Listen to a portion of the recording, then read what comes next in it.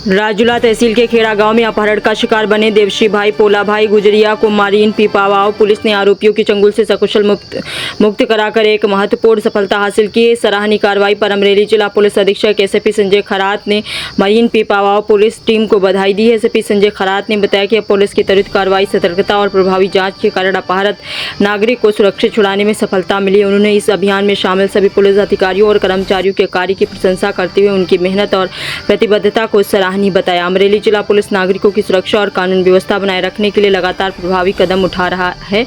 यह सफल operation police की कार्यकुशलता और अपराध के प्रति जीरो टॉलरेंस नीति का एक और उदाहरण माना जा रहा है।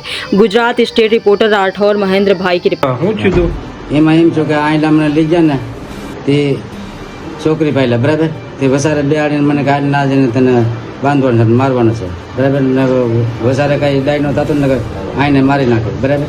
એ પાછો એને એમ કીધું કે હવે ઘેર જઈને બાંધ્યો ને પછી મને માર્યો ને એમાં 10-12 જણા આઈલા હતા ને એવડાના ટોળું હતું ઘણું જાજુ, એવડા બધા હરપી પડે બાજુ ને એમાં પોલીસવાળા મને મારી નાખે તો પોલીસવાળા ઉપર હતો હુમલો કરવા મળ્યા છે। પોલીસ નો આવી હોત તો પોલીસ નો આવી તો મને મારી નાખે સાહેબ। એવું એ તો સાહેબ મારા ભગવાન થઈ ગયા। પોલીસ ઉપર કઈ માથાકૂટ થી? હા, પોલીસ સમજાવે છે તો એને પાછળ માથાકૂટ કરવા પડે। હા, ગઈ રાત્રે અમરેલી જિલ્લાના મરીન પીપાવાવ પોલીસ સ્ટેશનમાં 2 ગુના દાખલ થયેલ છે, જેમાં એક જે ભોગ બનનાર છે એમનો છોકરો અને જે આરોપી છે એના છોકરી સાથે બંને પુખ્ત વયના હોય અને બંને ભાગી ગયેલ હોય, જેમાં ખાર રાખીને જે છોકરીના પરિવારજનો છે એ છોકરાના જે પરિવારના એના પિતાશ્રી છે દેવશીભાઈ ગુજરિયાની એને રાજુલાથી અટકાયત કરી કિડનેપિંગ કરી એમના ખેર ગામે લાવી આ 6 લોકોએ સાથે સાથે ખેર ગામના આના જે સગા સંબંધી સાથીઓ છે આવા 35 થી 40 લોકોએ આ દેવશીભાઈ ગુજરિયાને ગોંધી રાખ્યો, સતત એને મારપીટ કરેલ હતી। તે દરમિયાન મરીન પીપાવાવ પોલીસ સ્ટેશનના થાનાધિકારી તથા ત્યાંના પીએસઆઈ શ્રી ને ત્યાંથી એક પબ્લિકના માનસમાંથી જાણ થતા જિલ્લા પોલીસની ટીમ આશરે 25 કિલોમીટર દૂર રાત્રેના સમયે પહોંચી આ લોકોના બંધનમાંથી મરાયેલા હાલતમાં દેવશીભાઈ ગુજરિયાની મુક્તતા કરી અને ત્યારે ટોળાએ પોલીસ સાથે પણ સંઘર્ષ કરેલો હતો।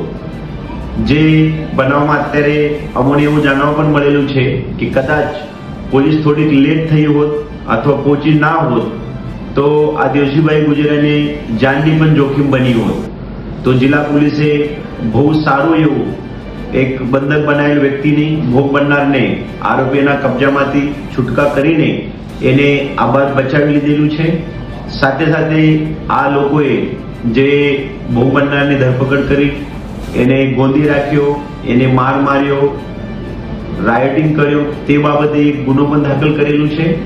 જ્યારે જિલ્લા પોલીસના ટીમ એટલે જિલ્લા પોલીસ તરફથી 6 થી 7 પોલીસ પર્સન ત્યાં ગયા હતા ત્યારે ત્યાંના પબ્લિક તરફથી એક 35 થી 40 લોકોનું ટોળું પણ જિલ્લા પોલીસ સાથે સંઘર્ષમાં ઉતર્યા હતો।